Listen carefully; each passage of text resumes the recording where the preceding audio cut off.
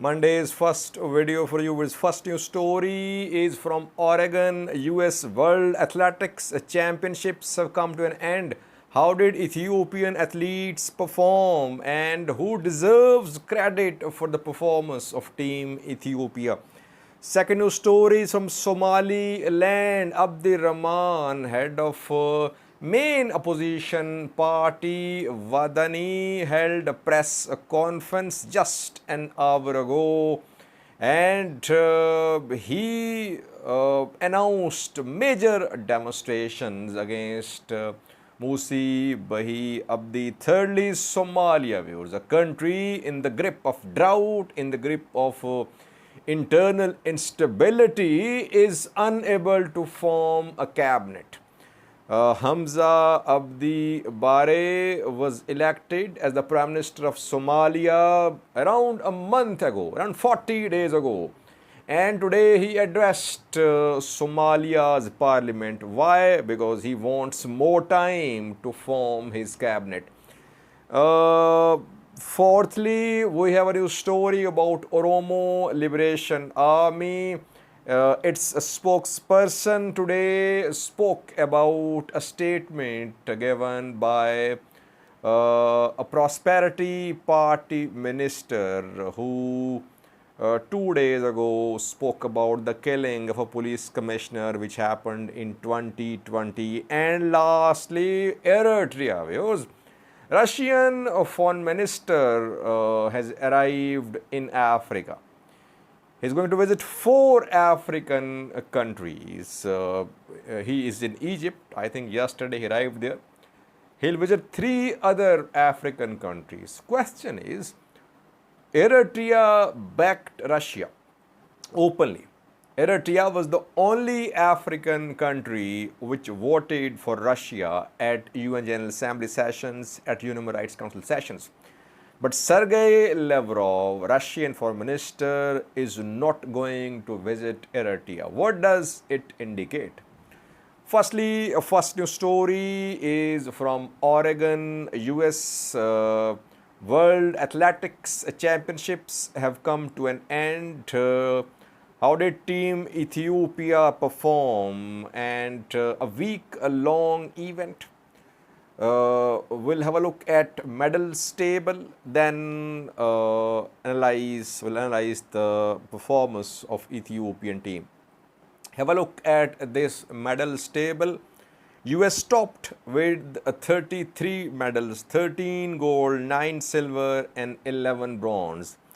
Ethiopia at number 2, 10 medals, 4 gold, 2 silver, 2 bronze. Jamaica, 10 medals, 2 gold, 7 silver, 1 bronze. Kenya, again 10 medals, 2 gold, 5 silver, 3 bronze. And China, 6 medals, 2 gold, 1 silver and 3 bronze. So Ethiopia managed to finish at the second position at World Athletics Championship.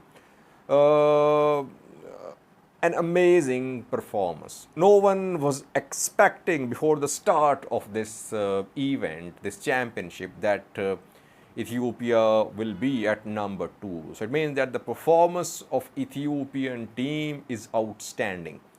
Question is, who deserves credit for this performance? Firstly, athletes. They are the ones who fought, who ran. And there is hard work of months and years behind these 10 medals won by Ethiopian athletes. Medals are not won overnight. Obviously, there is team effort behind this win. Coaches, other staff, and athletes, their hard work. Firstly, they deserve to be applauded. Secondly, Ethiopian Athletics Federation President Deraartu Tuulu, herself an iconic Ethiopian athlete of the past. She is leading this institution and she has managed to keep this institution free from ethnic and political issues. So that is why she is acceptable to all athletes, all regions, and she has managed to keep this institution in harmony. She has been seen with Tigray supporters, with Oromos, with Amharas, all like her. Yesterday, I saw her pictures with Tigrayans. The pictures are from Oregon, US. The Tigrayans were holding Tigray flags, and she was there with them. So she welcomes everyone. That is why she has managed to make these athletes into a team, and athletes performed outstandingly well. Having said that, yes, those athletes who are away from their families, who have not been in contact with their families for years, must be going through a trauma, a difficult situation. Letisambet Gede has not seen her parents for 2 years. Letisambet Gede, Kotetom Gabriel Selassie, and Gudaf Sege are from Tigray. Obviously, their families should also be appreciated. I think Ethiopian Athletics Federation, Ethiopian government should invite the families of Gudaf Sege, Letisambet Gede, and Kotetom Gabriel Selassie, and they should be honored as well. Mothers and fathers of these athletes. It should happen. Whether they are from Tigray or from Amhara or from Oromia, families, parents of these athletes must be honored by Ethiopian Athletics Federation, by Ethiopian government. Overall, a team effort. Credit goes to Ethiopia as a country, and when I say Ethiopia, all regions including Tigray. Second news story is from Somaliland, self-declared country in the Horn of Africa, in the grip of a political stalemate. In November, presidential election is due to be held, but before that, we are seeing tug of war between the opposition and ruling party. Ruling party Kalmiye is led by Musi Bayabdi, who is expected to contest for another term in November 2022 presidential election. Opposition parties, two major parties, UCID and Wadani of Abdurrahman, have been in talks with the government. But differences, disagreements persist. A few days ago, we know that opposition parties protested in Hargeisa, and government forces used force. Several politicians, opposition politicians, were arrested. Some were beaten as well.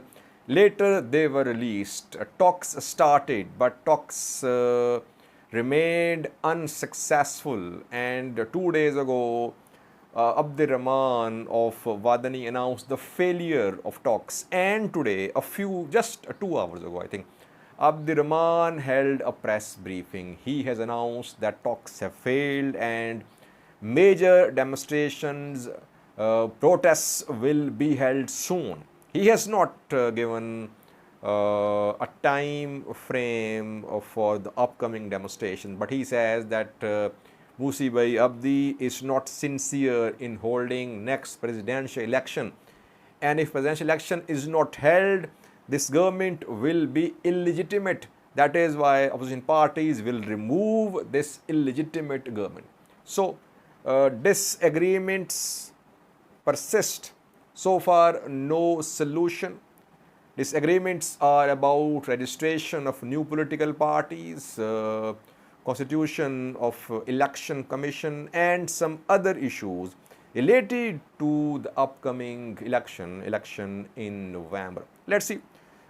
We have seen this crisis for the last 2 months, and so far no considerable progress has been made to resolve this political stalemate between ruling and opposition parties in Somaliland. Somaliland is seen as a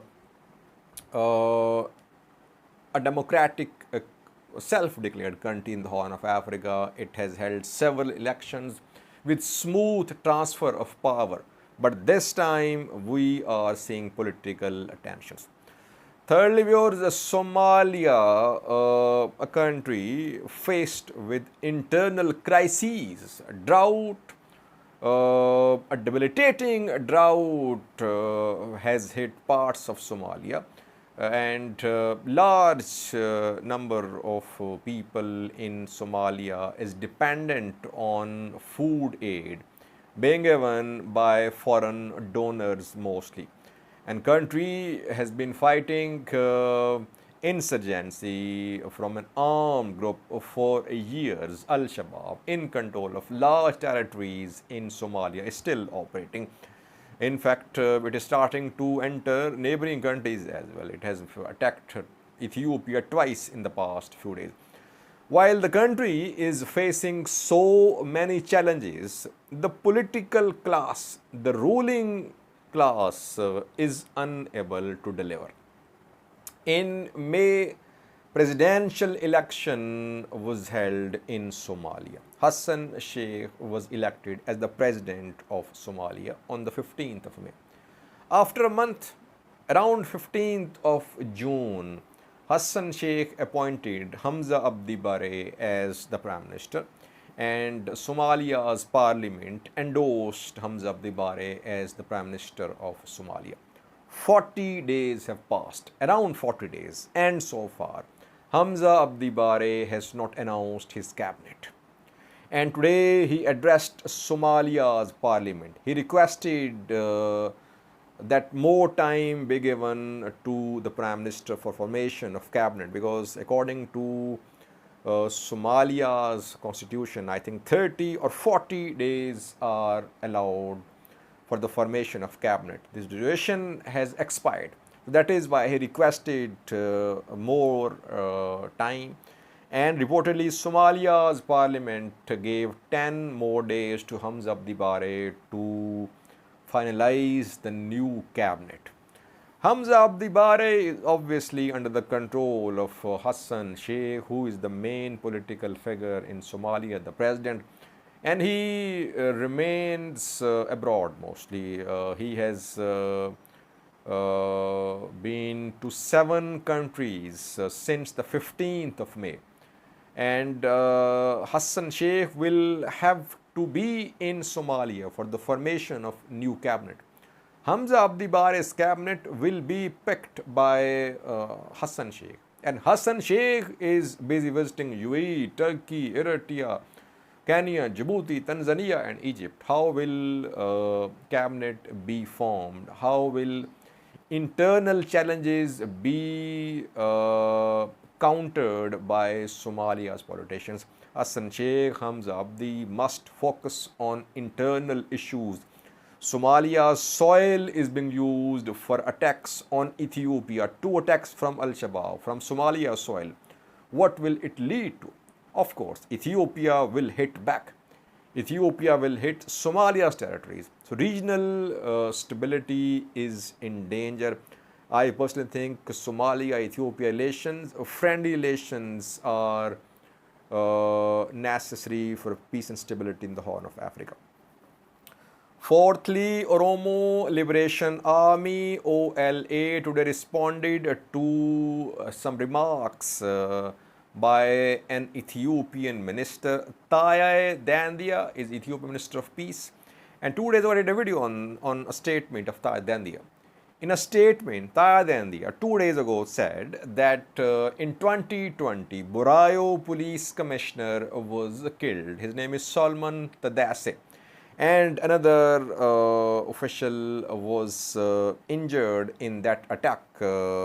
Another commander, his name is Tesfaye Denko.